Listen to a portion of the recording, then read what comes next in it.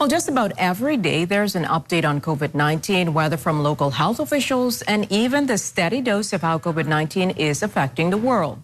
But that can affect people in differing ways. Cognitive behavioral therapist Harrison Thompson talks about COVID-19 burnout.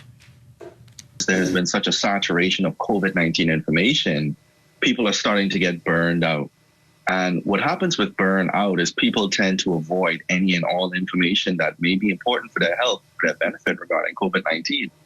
Of course, we have to find a way to maintain some type of awareness regarding what is going on in the country. But at the same time, too, we have to find a way to check out. We have to find a way to re-engage with other avenues and other things that are going on in our lives, just so that we can be intelligent, so that we can use wisdom in how we're kind of approaching this situation.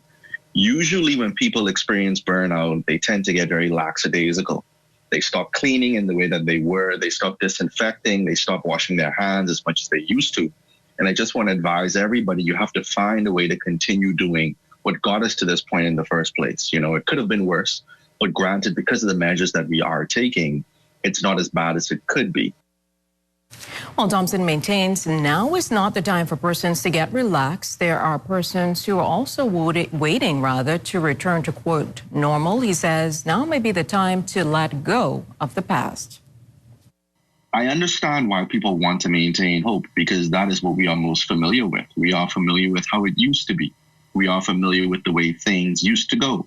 And unfortunately, COVID-19 is literally changing the landscape of all of our lives. That's emotionally, that's socially, and that's especially economically. We cannot allow ourselves to blindly hold on to hope that may not necessarily reflect itself in our future. The best advice that anybody can kind of get is to find yourself ready enough to respond to whatever the future is going to look like.